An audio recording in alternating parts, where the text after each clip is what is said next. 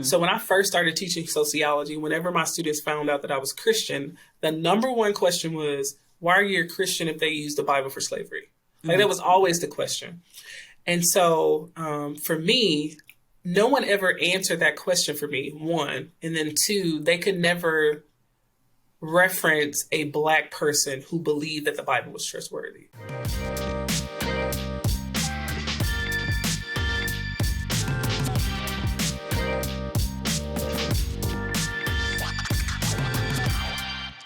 What's up, everybody? This is Lisa Fields, founder and president of the Jude 3 Project, and this is 6 highlights from the Jude 3 Project for 2022.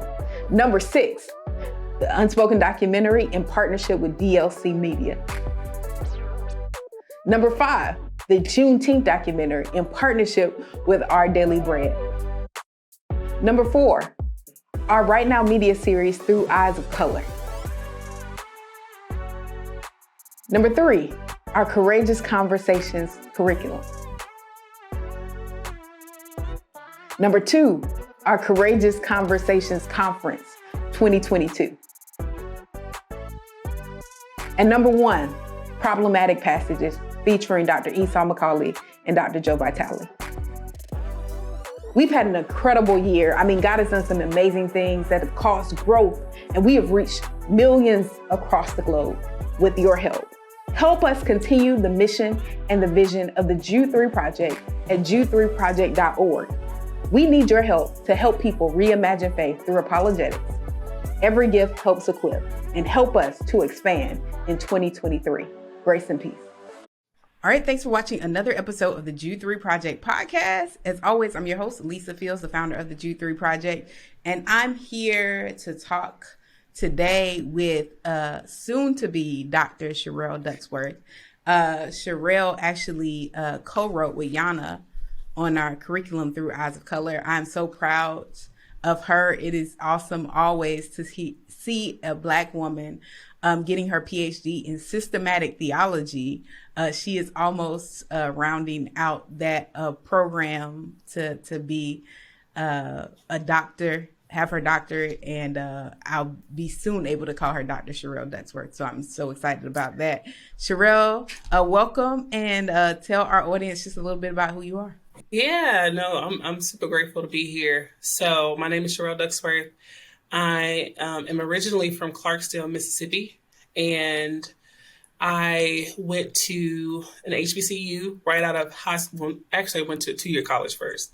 Having some degrees in sociology, became a believer at the age of 23 while getting my master's degree in sociology, which was an interesting transition because I was studying feminism and race and social class, transitioned to become a sociology instructor. I did that for about, I think, 4 years, and then felt God calling me to seminary. And so I went to a school in Tennessee, got my Master of Arts in Theology, and then we moved to Wake Forest to do PhD work at Southeastern. As Lisa stated, I'm studying systematic theology, and I'm taking comps in February, so hopefully finishing out this year. And I currently am a professor at Anderson University, where I teach worldview, hermeneutics, and theology.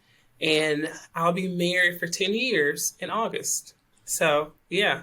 Yeah. And I first heard about you through your husband. I was in the airport. I believe it was in Rochester, New York. And he was like, me and my wife love Jude 3. And so I was like, oh, okay. What do you and your wife do? And he told me that y'all were a power couple in seminary.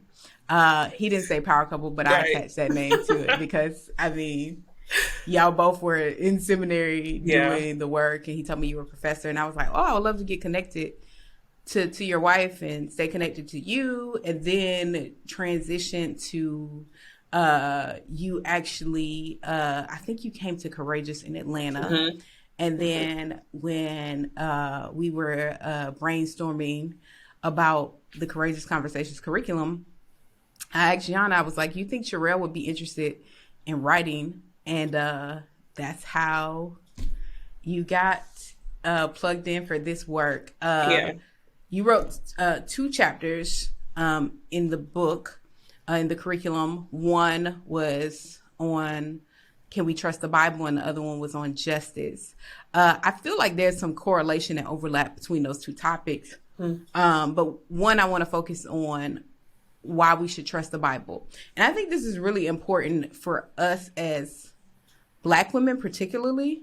There's a lot in the text for women that would make them question whether they should trust the Bible.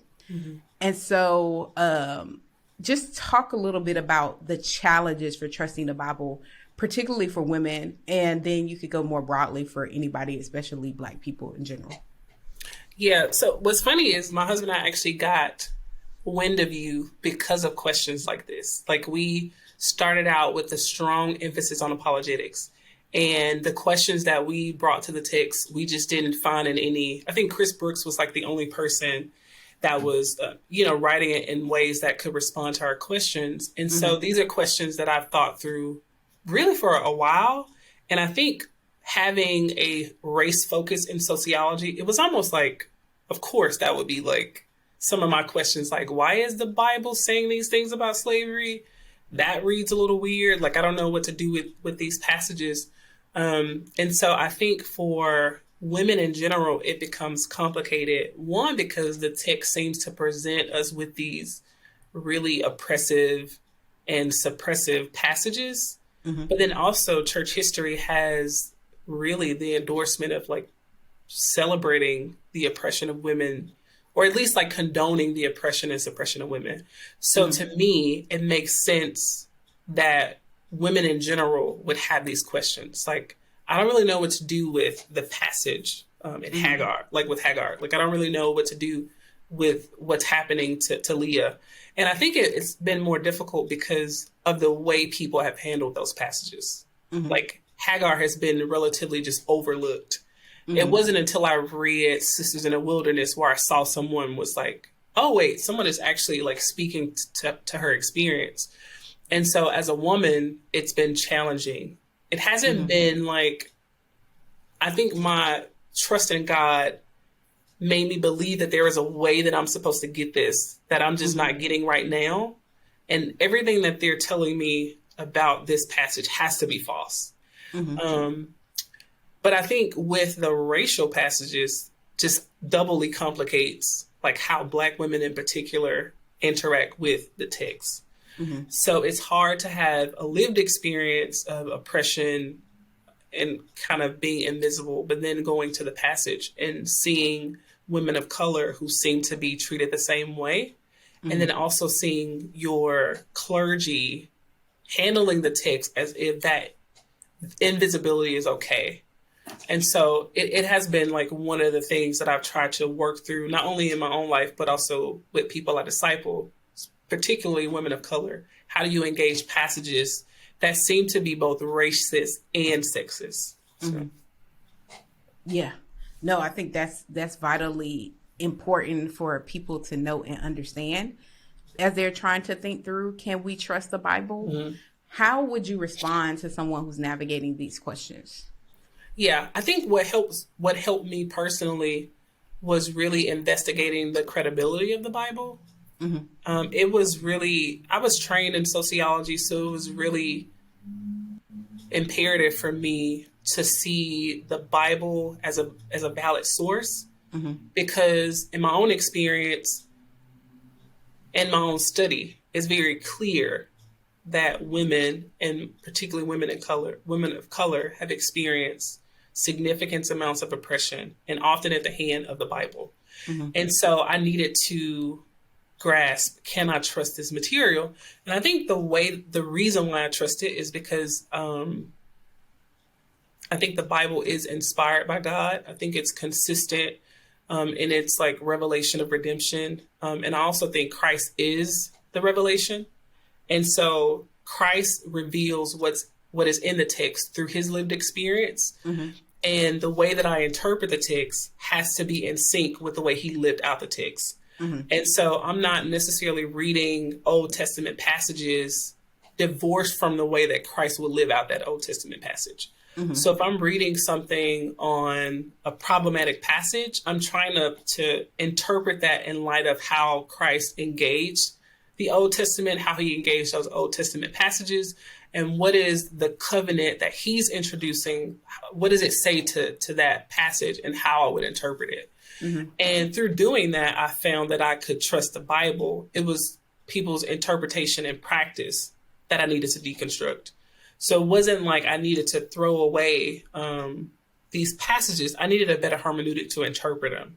Mm-hmm. And one of the things that I use is Esau McCaulley's like perspective when interpreting some of the Old Testament passages. Mm-hmm. And so I think I would just say learning that interpretation and the Bible are not the same thing.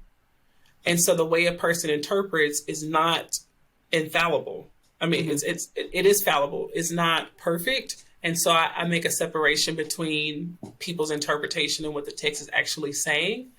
And then I also try to interpret the passages in light of how Christ would kind of interact with that passage and live that passage out. And I also have leveraged voices to help me do that. Mm-hmm. And so I do believe the Bible is trustworthy because it's proved itself to be trustworthy.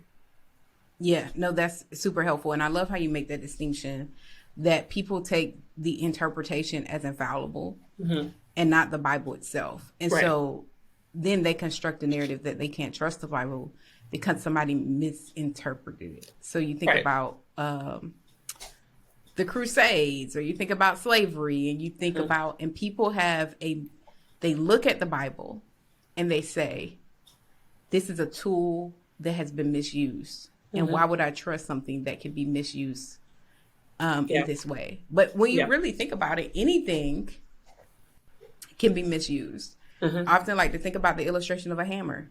A hammer is designated to be a tool for building, for you to hang pictures and other things and do a lot around, construction.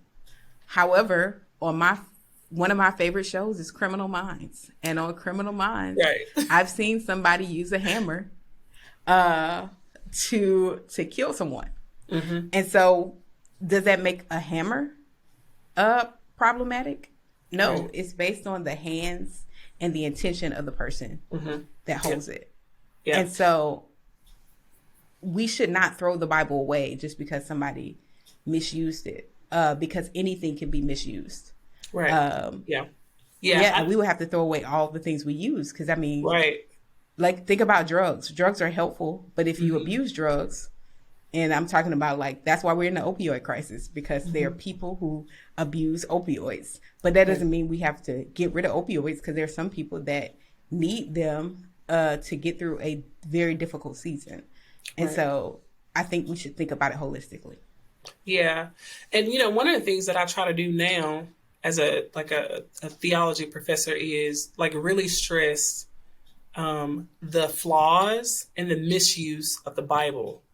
Mm-hmm. Like some of my students will tell you, I don't think Ms. D liked Luther that much. And I'm like, no, I don't have any problem with Martin Luther, but I'm very clear to communicate his flaws in the way that he wrote things that were unchristian.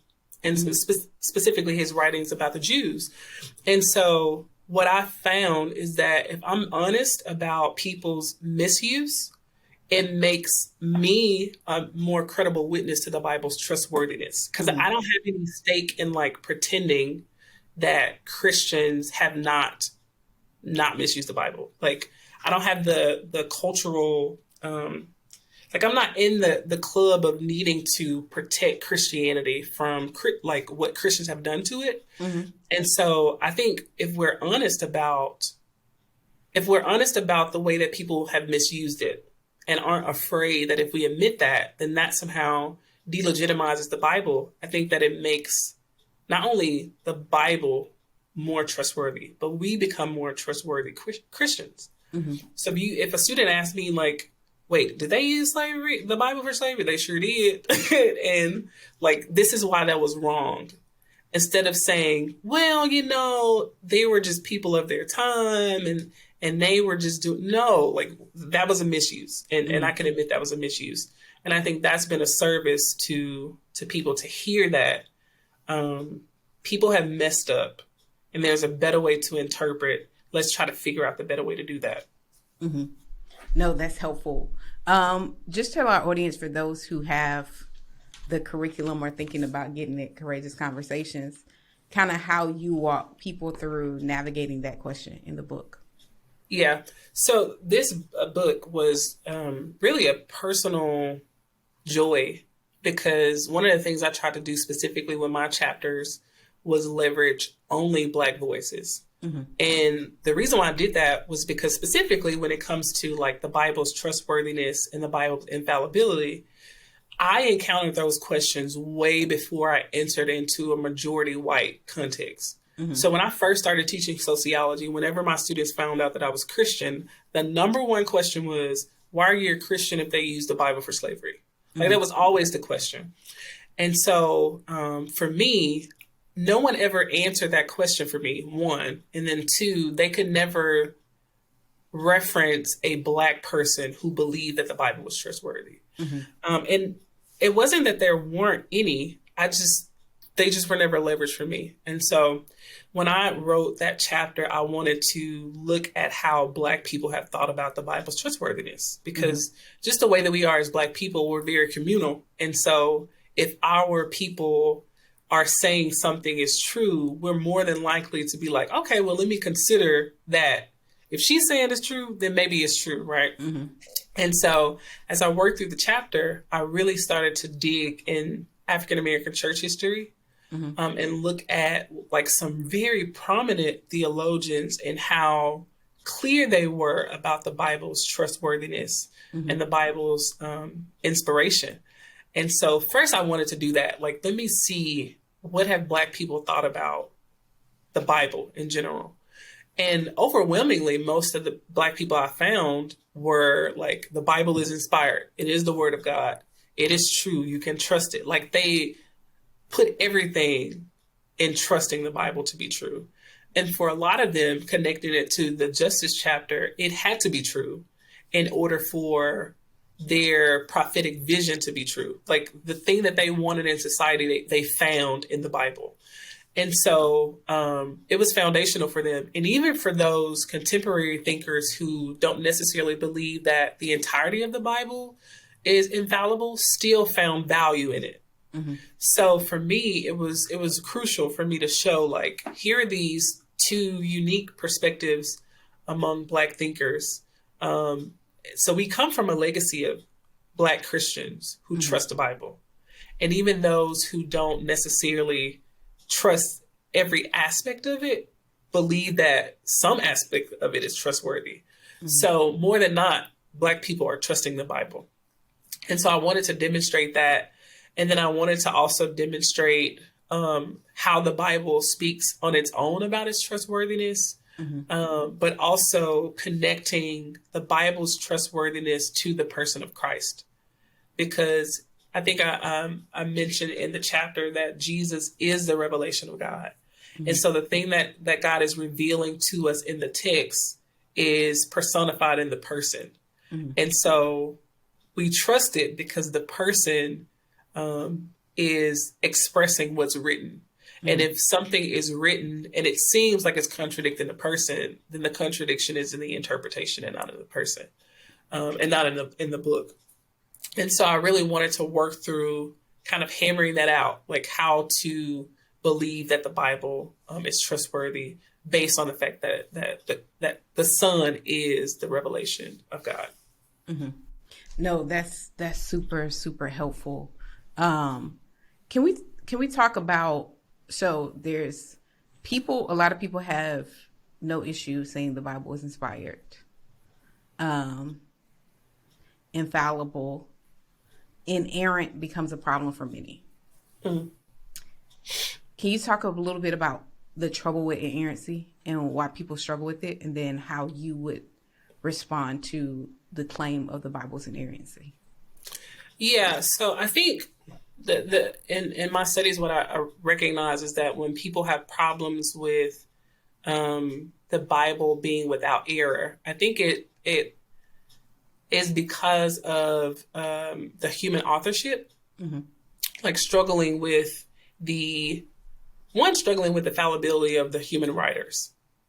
And then two, trying to navigate whether or not the human writers at any point are just writing based on their own cognition, and versus writing something that is actually inspired. And then some people have a different understanding of inspiration. Like, inspiration means that God is writing through them, or inspiration means that, well, God just approves what's being written, but these are actually their words. And the Bible is without error. And then you have like textual variants that present problems where it seems like there are different errors with the language that causes people to not believe that the Bible is without error. And I think for me, one of the things I wanted to communicate, and one of the things I try to communicate, is if God has said that this is his revelation, then that alone means that there cannot be error, because God is, I don't want to say co-sign because that sounds a little flippant. Mm-hmm. If it's God's word, and if Christ is reiterating these words, and they've kind of like put their stamp of approval on the entirety of it, then it has to be inerrant. Like, it can't function as the revelation of God and contain error. Mm-hmm. Like, God cannot be revealed in a erroneous way. Like, he just can't. And so I think for me, tying revelation to the persons, like, a lot of people don't necessarily think about revelation. I mean, I don't know that to be true, so I won't say that. But there is a connection between the doctrine of God and the Bible. Mm-hmm. And so I think what may be most helpful in kind of landing on the Bible's inerrancy, inspiration, and infallibility is really rooting your doctrine of Scripture in the doctrine of God. Because if he is what is revealed, if he is the one who, this sounds very Bart, if he is the one who is doing the revealing, and then there's the revealer, then the question is God revealing error? Like, is he revealing contradictions or things that aren't true? And I think the answer to that question should help us to kind of land on the Bible's inerrancy. Mm-hmm. No, that's helpful. I've heard most people say, they believe the Bible is inerrant in its original. We don't have an autograph copy, but they believe the autograph is without error, and the errors that we do see in the manuscripts are just minor scribe errors as they were translated. Mm-hmm. I mean, as they were writing it out, making copies. And so I think that's a helpful way to look at it. Mm-hmm. The challenge with saying that is we don't have an autograph. So it's kind of like we don't have an original copy. So it's really a faith position at the end of the day to make that claim, because we don't have the originals.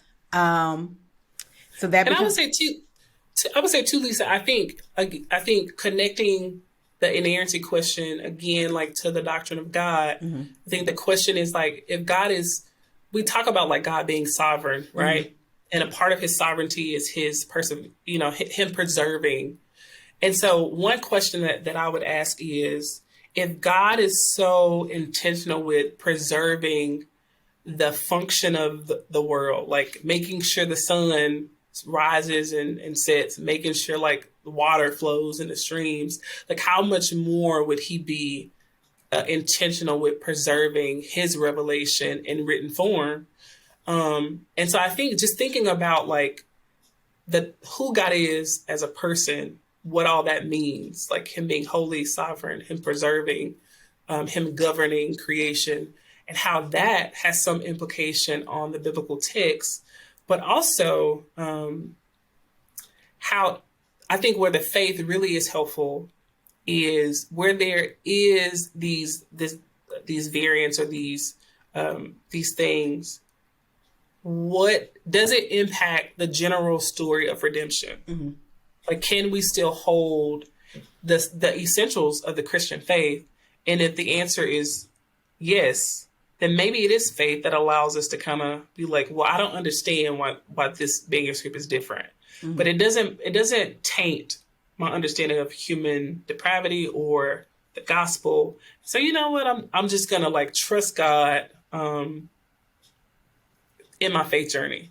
Yeah. And when there's that variation when it comes to like issues that aren't essential to the gospel, this is where like charitable interpretation and the allowing of people to figure out their expressions of faith freely is crucial. Mm-hmm. Because I think honestly, there are those things that people make into like primary essential faith things that really jeopardize our ability to trust God's inerrancy on the essentials. So. No, that's good. And I love that you said that. And I also think it's important when we think about the variance to think about, like you said, they're very small things. And we can look at that and say, man, that actually helps us see the reliability of the Bible. Mm. Because these people, as many years as it's been translated, the only variants we see are very minor details that don't impact the larger story. And actually, if we flip it and look at it in that way, it may help us trust the Bible even more, if that makes sense. Are you tracking with me? Yeah. To know that God, it flowed through human hands, but divinely inspired. I was reading a book on the Pentateuch, and they said, think about the Bible like we think about the hypostatic union, 100% God and 100% man. I don't know if I'm all the way tracking with that, but I get the sentiment that something can actually have human prints on it and still be divine. Because we see that in Jesus, right? Right. The challenge with that was we would have variance. But if you think about the autograph, if the autograph in itself is no error, then it does have a kind of human component, but spirit divine component, like the hypostatic union. I don't want anybody to listen to this and think I'm being heretical. I'm just making a point that the book was making that I thought was an interesting point. And I don't even think they were saying it, but they were just making a correlation. Yeah. And so no, I think that's good. Yeah. So I think that could be helpful in framing it. In your other chapter, you talk about justice and how the Bible is really the pillar of justice. When we think about what justice is, we can't get that apart from understanding who God is and what his justice is, and how we see his justice in light of his holiness, and his love. Talk about a little bit of the integration of those chapters and how you handled the justice component as well. Yeah. What's funny is, so I mentioned before, I have a background in sociology. Mm-hmm. And so coming into the Christian faith, I had already studied Marx. I had some familiarity on like justice conversations in like a secular world. Mm-hmm. Ironically enough, we didn't talk about Marx nearly as much as like Christians talk about him today, which I think is so fascinating. So coming into like the Christian faith and seeing that people really had a hard time with thinking about like what was justice was just really, it was really interesting to me. Mm-hmm. And so when you asked me to write this chapter, I wanted to be balanced because I think there is a tendency to emphasize one in hopes of making a point about one, but often that seems to be done in the exclusion of the other. Mm-hmm. And so what I mean by that is like, there's some who would emphasize like biblical justice, like justice along the lines of like soteriological liberation. Mm-hmm. Like when it comes to my personal salvation, justice is about X, Y, Z. Mm-hmm. And then there are others who would look more at like a social justice where they would say, you know, justice is the enactment of righteousness in the public space. One, what I find in the biblical text is not a divorcing of either, but really a presentation of both. Mm-hmm. And the social forms of liberation come out of a soteriological liberation, but not like this liberation that looks like what I believe is like a caricature of liberation that a lot of anti-justice people kind of use to discredit, like, you know, books or people who talk about social justice. And so I wanted to demonstrate that God is concerned with righteousness in general. And if the redemptive story is about righteousness, it doesn't cut off once we go into the public space. So I'm actually writing my dissertation on social sin. And one of the things that's so fascinating about how people think about sin is that it's personal, but they don't seem to believe that it moves beyond the person. And it's so fascinating because God created us as one humanity and we exist with people. So justice has to go from us outward. And so in the Bible, you see this, yes, like this call to justice between man and God or a woman and God. But you also see this, now go do this. Do what is fair, what is right, what is just. And so I wanted to demonstrate that. I knew that I would have no problem finding Black voices to speak on justice, not because like I thought, you know, Black Christians were talking more about justice than, you know, Bible inspiration. That wasn't it at all. But I grew up in the Mississippi Delta where it's like the center of a lot of Black activism. So I grew up knowing about Black people pursuing justice.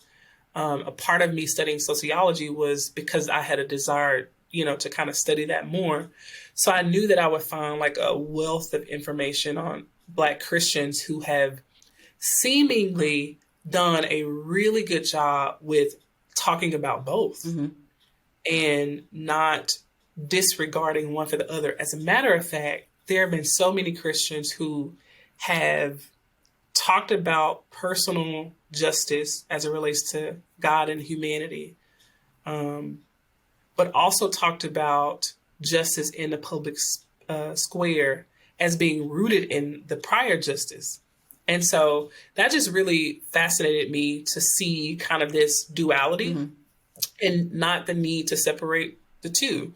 I actually think it's weird and very like unbiblical to separate the two because God created us in community, like to be a certain way to people. Like the way that we know we're sinners is often by our interaction with others. Like, and we know like we are sinning because people are being impacted by the sin. Even if you look at Adam and Eve, like they're doing something together that is sinful and their punishment is together and the judgment happens like to them both. So I wanted to demonstrate that the Bible has this twofold sense of justice and that the social is rooted in this gospel liberation and that Christians are supposed to do justice and not feel like doing justice is a secular or Marxist trait, you know? No, that's helpful. And I also think it's important that we think about justice in tandem with the hope to come. The reason I think that's important is because if you do justice work and you don't have a hope to come, I feel like sometimes it's a bit anemic. And what do I mean by that? When I say that I'm going to do justice and love mercy and do what is just and fight for justice in this life, it would be very discouraging if there wasn't a hope to come and to know that God is the ultimate judge and he's going to make things right. Case in point, I think about our forefathers and foremothers who were raped, lynched, all the things treated very harshly. And the people that did that to them left without judgment. If I just have a hope in me doing the work of justice, then how hopeless is that reality for those who experienced that harsh treatment and never got justice? So we have to have not just a hope. We have to not just do justice, but we have to also point people to the eternal hope and know there's a God who will right every wrong, who will wipe every tear from our eyes. And he will fix what went awry. And people will be judged for the things that they did to people that they didn't get judgment here on earth. It just seems to be hopeless if you strip the hope to come away from the justice work now. And that means it helps me fight for justice now. So I'm going to do all I can. So I'm not going to just, because people hear that and they think, well, that's what our slave masters did. They just told us to hope for the by and by.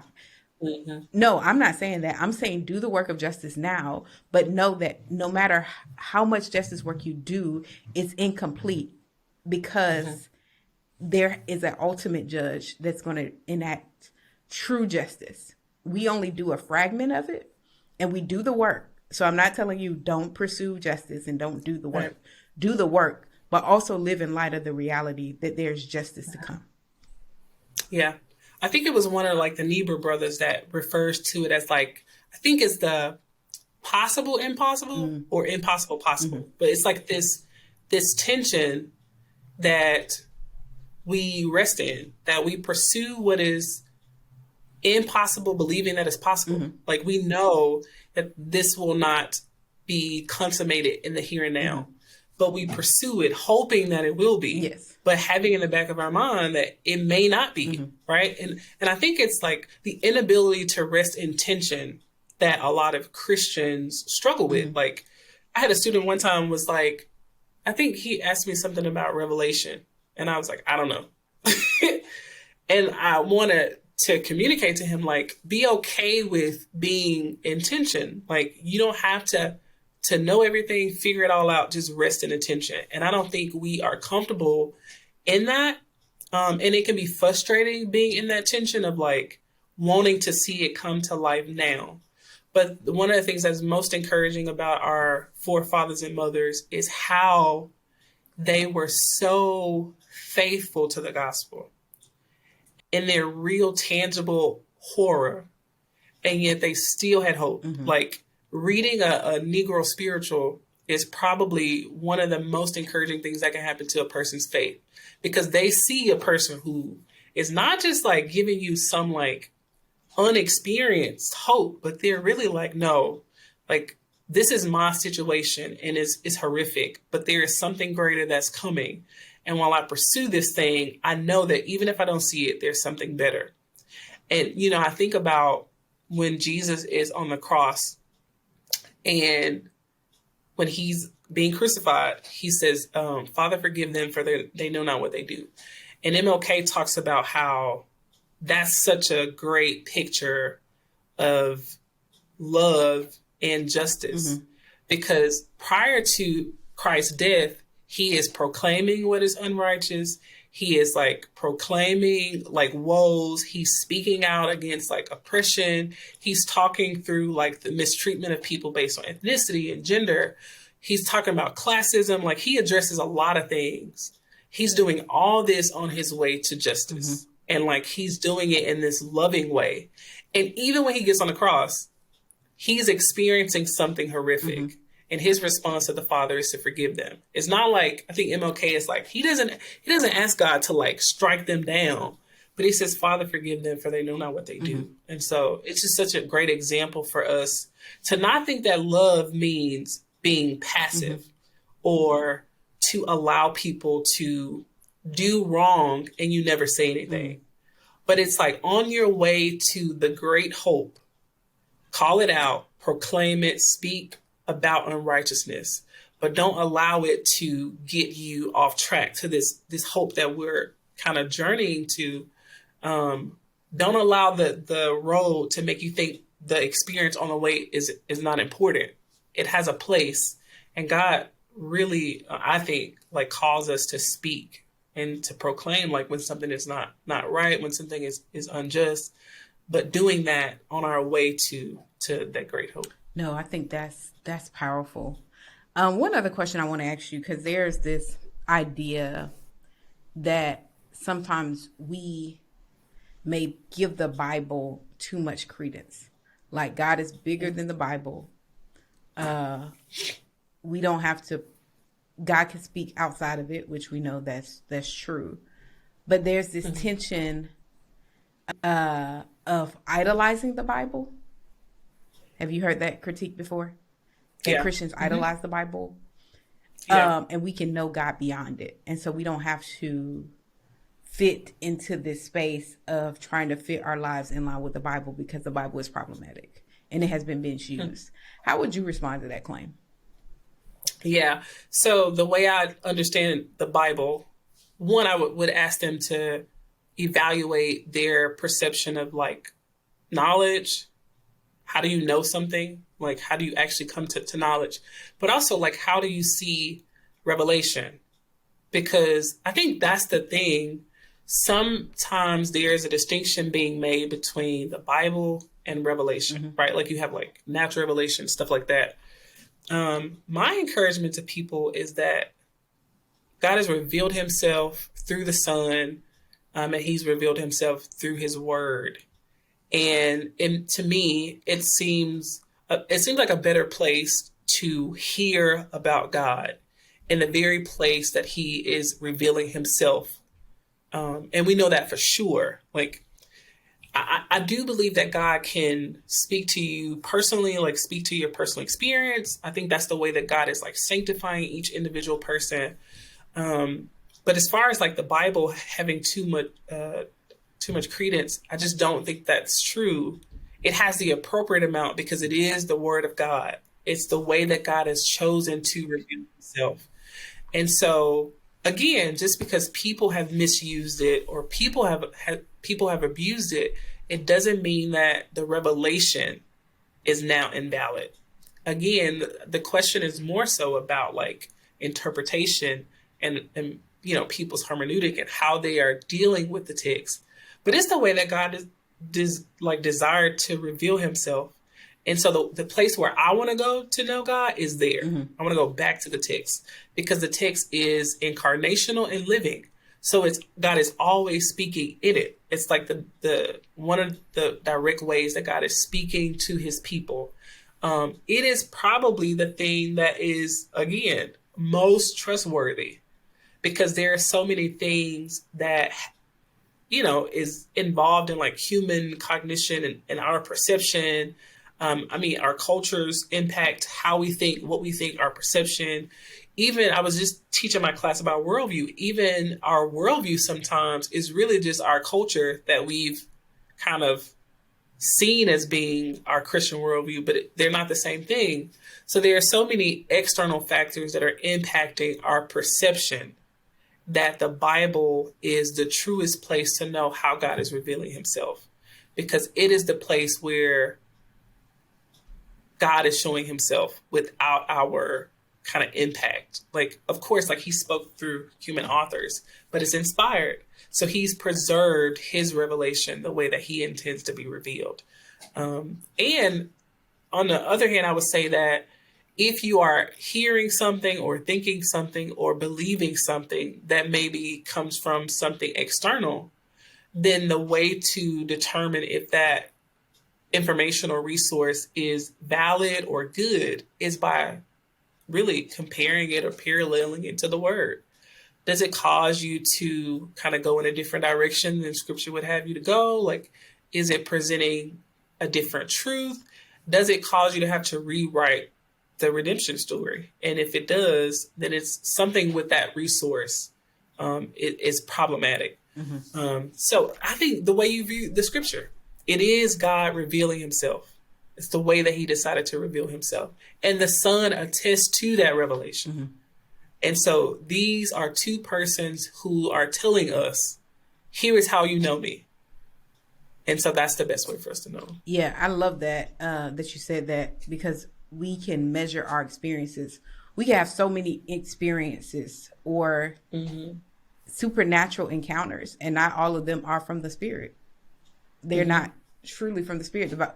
Paul even says, if I myself or an angel come with something different, let him be accursed. And so what does that teach us? That there are going to be some things that may be supernatural or natural information that we receive that we have to test by the revelation of the word.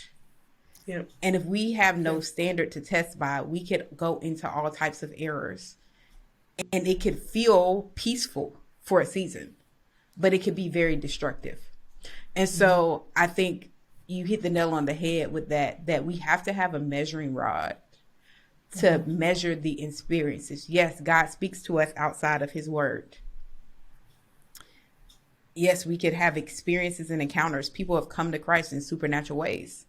Right. Before they even touch the Bible. So we're not saying that salvation is limited to you reading the Bible and coming to faith. Right. But once you are in the faith, the Bible helps you filter your experiences and the information you think you're getting. Because there are sometimes, even as a Christian, I think I heard God and I've been off. And there has to be something in which we could test it by to see, does this line up? Is this consistent with the character of God revealed in his word? Right. You know, what's funny is I actually got saved outside of a club. So like when I went to college, girl, I was super legalistic, wasn't raised in church. And so I thought being a Christian was like wearing a blue jean skirt and then like, you know, just not doing certain things. And so at one point I was like, you know what, I'm gonna do this Christian thing and I'm not gonna go in the club. I'll just sit outside in the car. And I actually was saved sitting in my car. And like, there wasn't a person who was presenting me the gospel. Like, I believe the Spirit in that moment spoke to my mind and like explained the gospel to me. So it wasn't like a book present when I came to know the Lord. But it has been that book that has helped me to understand what it means to be a Christian. Like, what is the gospel? Like, who is this like triune God? And what does it mean to go to heaven? Like, the Bible is the way that I've made sense of that. And I've never read the Bible and on its own, and I've never had to rethink that essential story. Now, there have been external sources that I've encountered that have made me go back to the text and be like, wait, what? Like when I'm reading about like the way that they misuse the Bible for slavery, like the audacity to say that Black people came from another person and they weren't human. Like when I heard that, I went to the text and I was like, wait, how is that possible if Christ is a second Adam? He's only like a better version of this one. So if we're from a different person, then there's a whole nother gospel.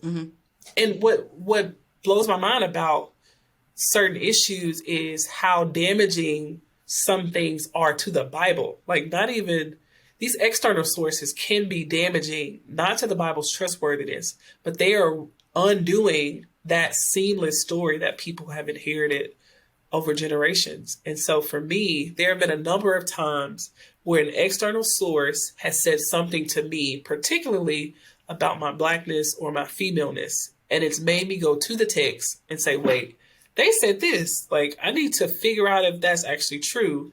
And it's been the Bible that has liberated me from that interpretation, and kept the gospel story seamless. No, that's so powerful. And that makes me think when you say you got saved outside of a club. When I was in my zealous undergrad days in college, I would go sharing the gospel at the club, in the club parking lot with my friends. Oh, that's awesome. And so sometimes I wonder, was that overzealousness helpful? Did it help anybody?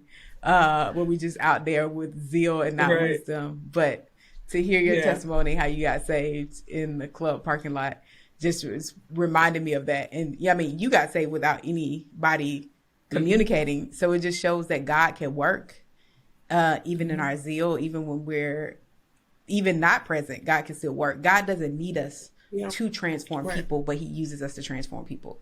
And that is so powerful. I also like to make a note on something you said that I think would be helpful for our listeners, because I think this is not often addressed when we think about interpreting the Bible and holding things in tension. One of the things I've been thinking about as it relates to trauma is how trauma makes us see things in black and white.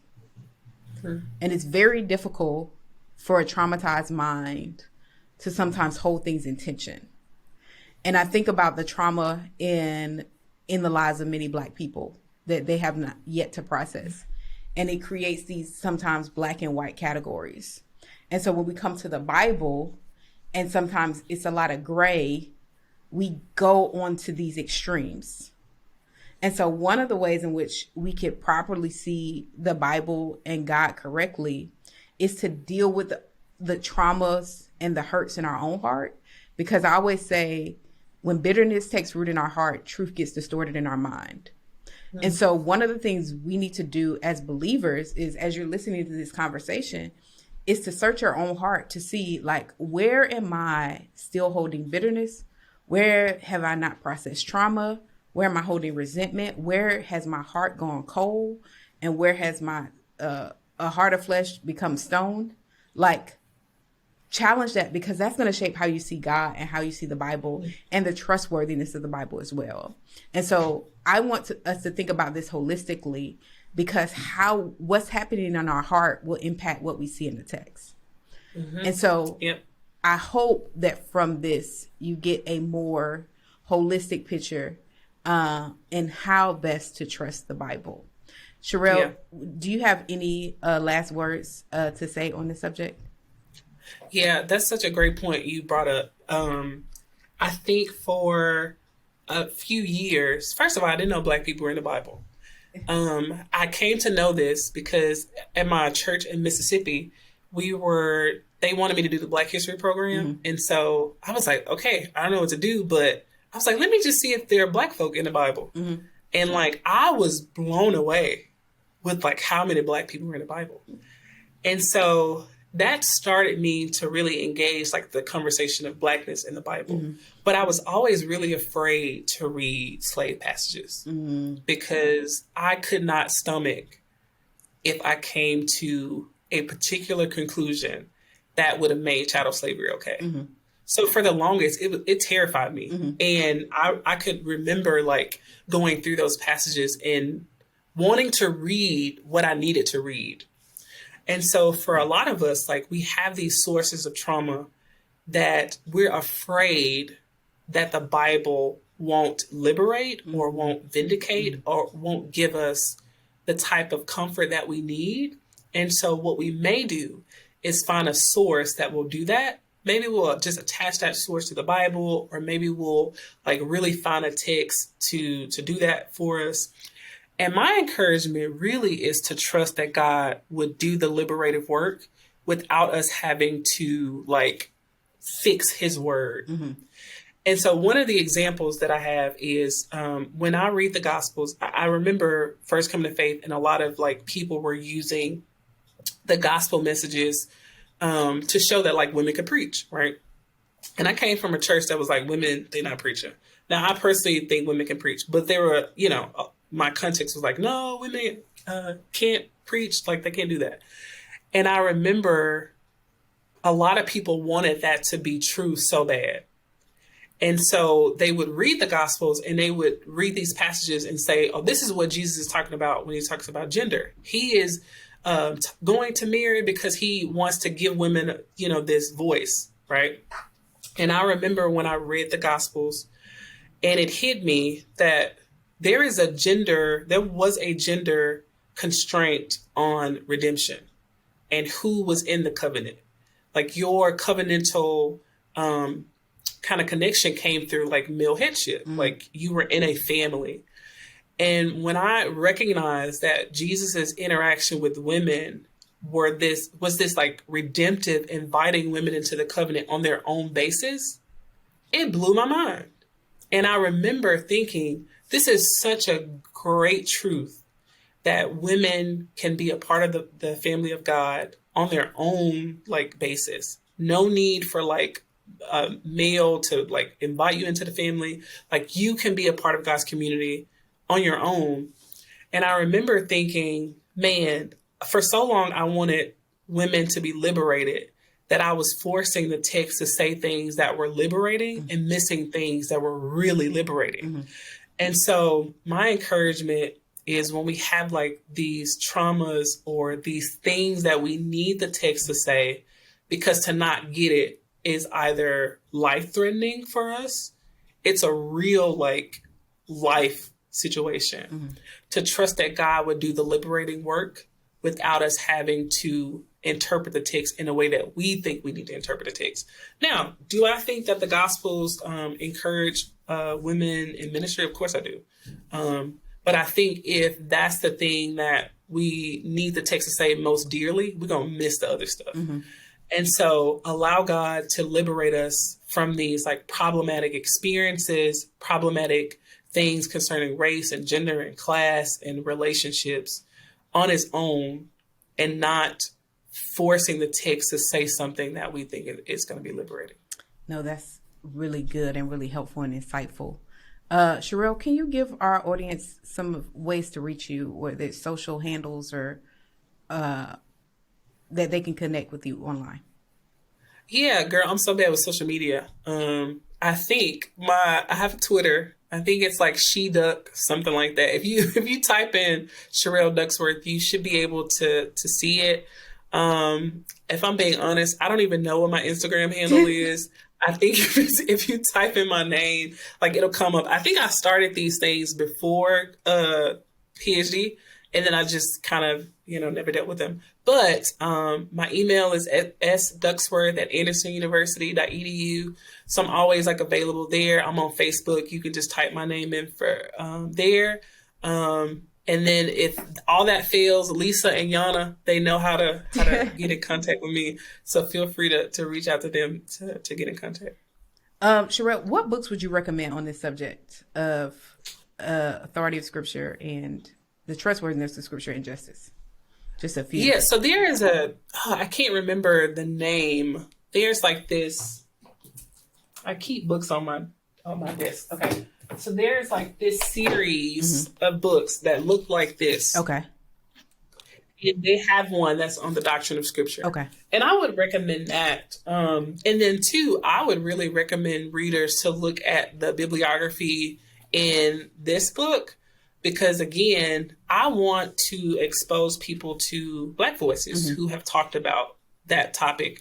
And so if you really want some like very practical and sound ways of thinking through the Bible's trustworthiness, I think the resources in that bibliography and in this Courageous Conversations book is good. And then also this book has a Doctrine of Scripture version that I think is really good also. Well, thank you so much. Thank you so much, Sherelle. This has been very helpful and insightful. Make sure you get this book, The Curriculum Courageous Conversations, the tools the tools you need for the conversations and culture. I forgot the subtitle. But I think it'll really help you and to go through it with your church, because this is developed for small groups and churches. Go through it, because these are the conversations that people are having in culture, and your church needs to be equipped to go through these and answer these questions. And Sherelle and Yana did an excellent job giving you a framework. And they are the epitome of Black girl magic. Killing it. They are well educated and well equipped to help you answer these questions. And I love it that it's coming from a Black woman's lens, because I feel like the more on the margins you are, the better equipped sometimes to talk about things in a more layered way that people with more privilege can miss. And so Black women, would be considered at the low totem pole of society. And we have to interact with society in very unique ways that gives, I think, a level of credibility and a level of depth to our writings and experience on these difficult matters in culture. And so do yourself a favor and do your church a favor and get Courageous Conversations curriculum and have your church go through it. I'm going to show it again. Now, in addition to that, many of you don't know that we have many of you know we have the Unspoken documentary, but what you don't know is there's a curriculum, a small group curriculum, Unspoken. It is amazing. I'm just showing y'all the pages. I am almost sometimes sad that we didn't get color for the Courageous Conversations curriculum like we did in the Unspoken, but it really goes in depth with the documentary and helps. If your church has already watched the documentary, y'all need to go through this curriculum. So it gives you more insight to what was said. It's a lot to take in 2 hours. And so it like gives you a framework and it gives you timestamps. So if there's a part in the documentary, we have correlating parts in the curriculum that will really help your church. And so what you want to do is go to unspokenmovie.com, and there's a link on there for you to get the curriculum. And I think it will bless your church, especially if you've already been through the curriculum. Black History Month is coming up. You want to do something in tandem with that. I think this will be a great resource for that. So make sure you get Unspoken curriculum, Courageous Conversations curriculum, and we have Through Eyes of Color. The Through Eyes of Color curriculum, we have a Right Now Media series that goes along with that. And so you can see me doing a series on Right Now Media about the Through Eyes of Color curriculum. So that's my commercials, but we have done a lot this year. God has graced us. You probably heard the highlight at the beginning of this episode. We cannot do what we do without faithful people that give. And I just want you to know that for us to continue to expand and for us to do what we want to do in 2023 and for us to do the vision that God has put in me, we need financial support. And so consider being a monthly giver or a one-time giver at jude3project.org/donate. Every gift helps equip. And we will continue to do our HBCU tours now that the COVID is a little bit, I won't say it's completely lifted, but it's a little bit easier to navigate. We'll continue to produce more documentaries. We'll continue to do all the great work, curriculum courses, and the engagements that we do in the media series. But those things take resources, and we need your help to do that. So consider giving at jude3project.org/donate. Thank you again for listening. We have so many resources online that you can get and on our YouTube channel, on all our social media, and on our website. We have a new website coming up that I'm excited about, so be on the lookout for that. Remember, here at the Jude 3 Project, we're helping you know what you believe and why you believe it. Until next time, grace and peace, and God bless. What's up, everyone? Lisa Fields here, and I'm so excited about our new curriculum, Courageous Conversations. You heard about our popular conference, Courageous Conversations, where we invite the leading pastors, thought leaders, and scholars from conservative and progressive backgrounds for conversations. But we not only want to have those conversations on stage at the conference, but we want you to have them in your everyday life. So we developed a curriculum for you to do just that. Courageous Conversations curriculum, the tools you need for the conversations and culture. You can get that today on Amazon or on our website at jude3project.org.